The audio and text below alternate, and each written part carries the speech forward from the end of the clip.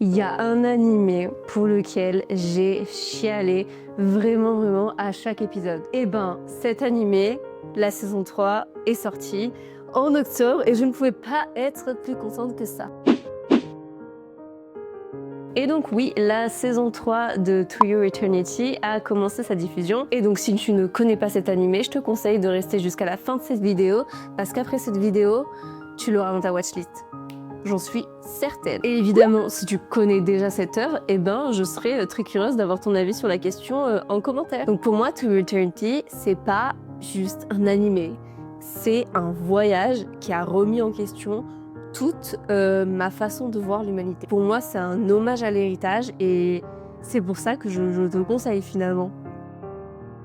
To Your Eternity commence avec le voyage de Fushi qui atterrit sur Terre, on ne sait pas trop pourquoi, on ne sait pas trop comment, aura comme premier contact avec l'humanité une pierre. Et donc Fushi va passer quelques temps sous la forme d'une pierre. Et puis, à un moment, un loup va venir mourir près de lui. À ce moment-là, il va du coup prendre la forme d'un loup. Et donc, on comprend dès le début que Fushi, il est en capacité de prendre la forme d'êtres vivants qui sont décédés. Et Fushi, on va le suivre donc à travers ses rencontres, à travers ses expériences. Et on va le voir du coup devenir de plus en plus humain. Mais on va aussi très vite se rendre compte que, expérimenter toutes ces morts, c'est pas facile et avoir le poids du coup de toutes ces âmes décédées, c'est pas non plus facile. Et rapidement, on va voir apparaître donc les Knockers qui sont d'autres êtres surnaturels ou pareil, on sait pas d'où ils viennent, on sait pas qu'est-ce qu'ils veulent, mais en tout cas, ils en ont après Fushi.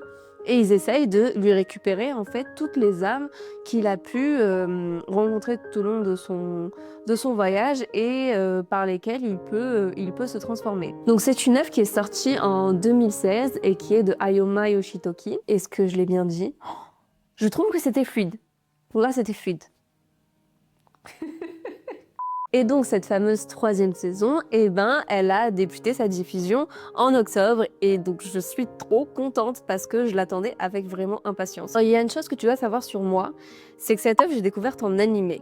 À partir du moment où je commence un animé, il y a peu de chances que j'aille lire le manga parce qu'en fait j'ai pas envie de me spoil la suite de l'animé, j'ai envie de profiter de mon visionnage, si en tout cas une suite est annoncée.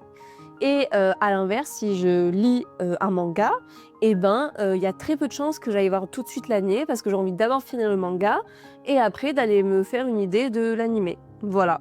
Donc sur cette œuvre-là, étant donné que l'animé est toujours en diffusion, j'ai pas encore lu le manga.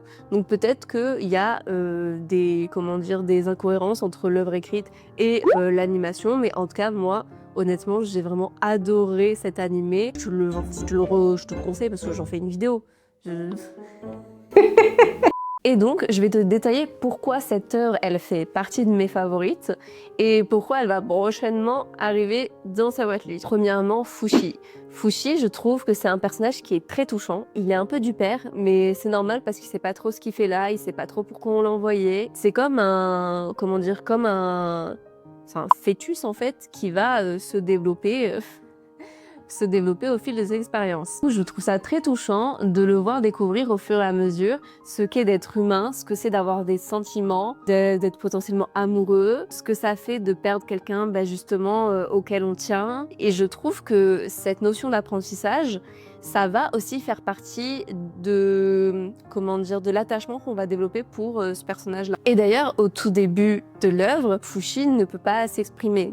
Il va apprendre au fur et à mesure et au fil de ses rencontres. Donc pendant un bon moment, on a accès à sa voix off, donc ce qu'il pense, mais il n'est pas en capacité de communiquer avec les personnages qu'il rencontre. Mais pourtant, il va quand même réussir à développer des liens très forts avec eux.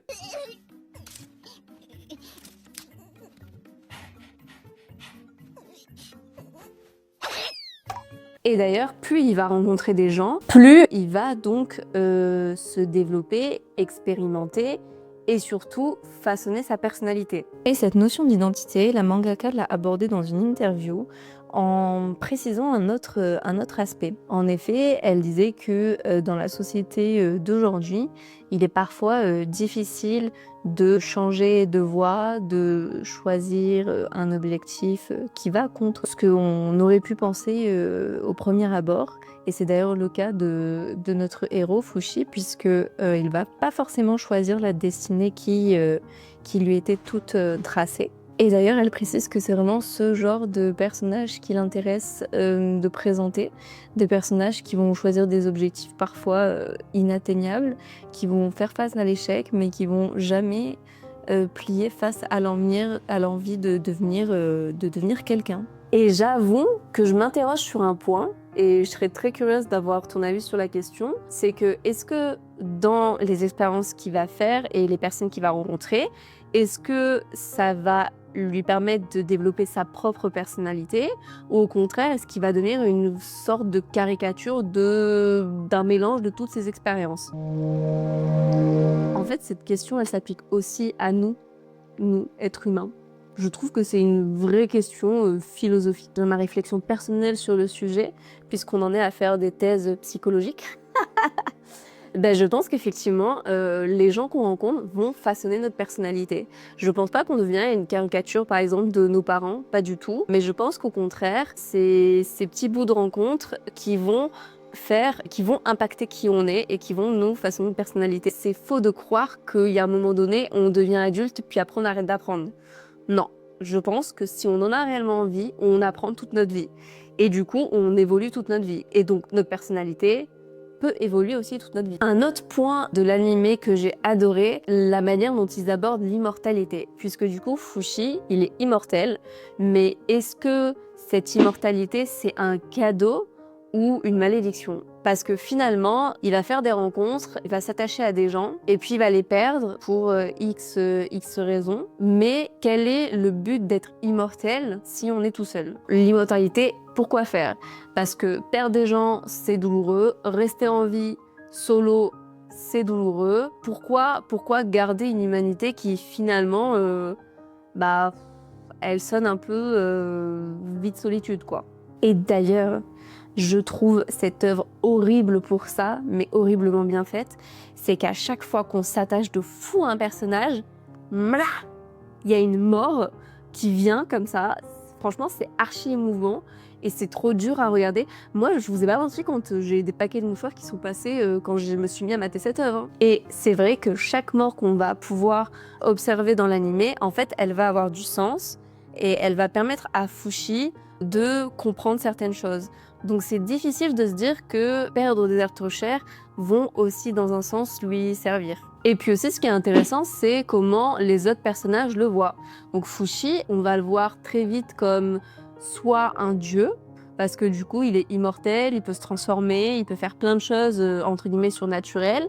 Et puis à un moment donné, on va commencer à le voir comme une menace.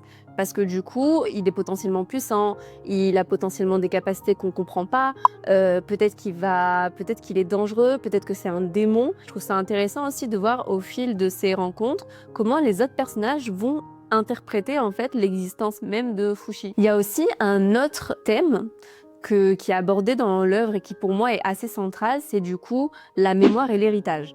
Parce qu'effectivement, Fushi, quand il garde en lui les personnes dont il a été proche, et en fait, ils font perdurer leur mémoire. Et donc, lui, il ne les oublie pas. Mais peut-être potentiellement des gens qu'il connaît, qui les reverraient, ça permettrait aussi de se rappeler de qui ils sont.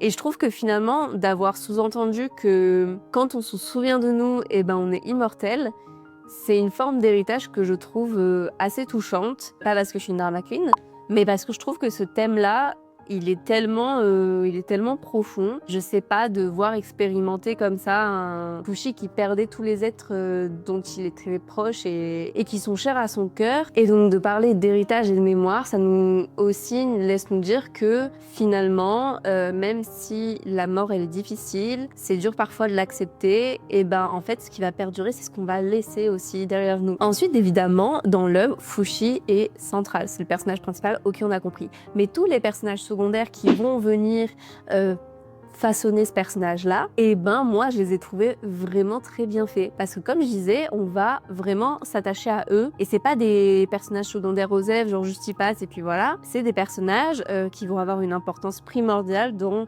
toute l'expérimentation humaine que va faire Fushi. Et il y a un autre personnage qui est secondaire mais qui est pas forcément, comment dire, c'est pas forcément la team proche de Fushi.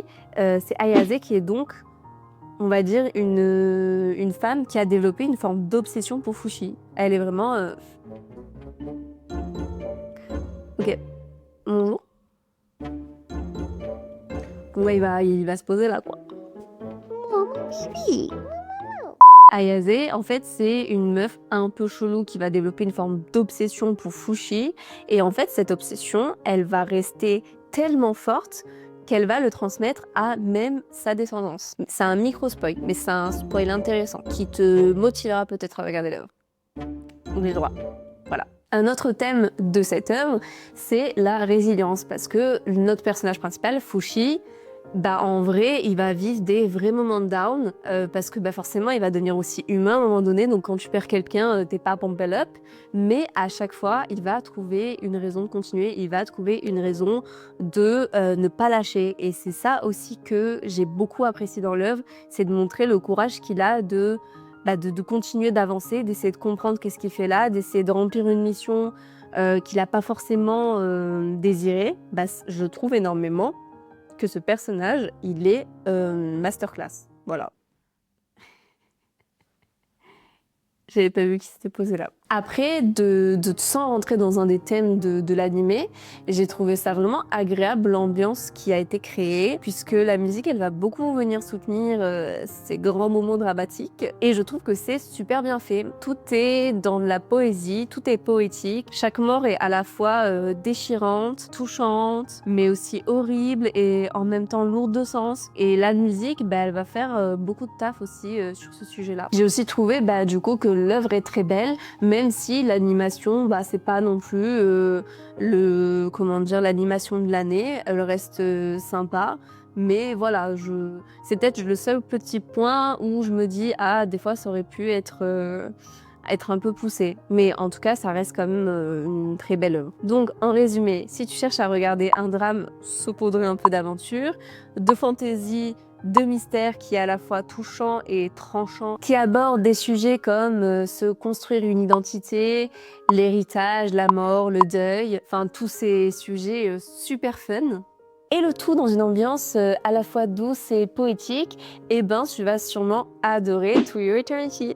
Merci d'être resté jusqu'au bout. J'espère que tu auras aussi noté que j'ai upgrade en termes de montage vidéo. Donc n'hésite pas à me laisser aussi un commentaire sur ce sujet-là, ça me ferait très plaisir parce que je me bats parfois avec mon logiciel de montage vidéo. Si tu veux que je continue de te partager ma passion et toutes mes œuvres favorites, plus ou moins récentes, plus ou moins classiques, plus ou moins nouveaux, abonne-toi et active les notifs. Voilà, des bisous la team! De l'animé qui m'aura fait le plus chialer. Et oui, To Your Eternity a droit à sa saison 3. Voici mon deuxième chat, Taofa, qui est bien plus sauvage que l'autre et qui a décidé de juste anéantir la plante qu'il y a derrière moi. Tu veux pas être un peu mignonne pour une fois? Non. Non.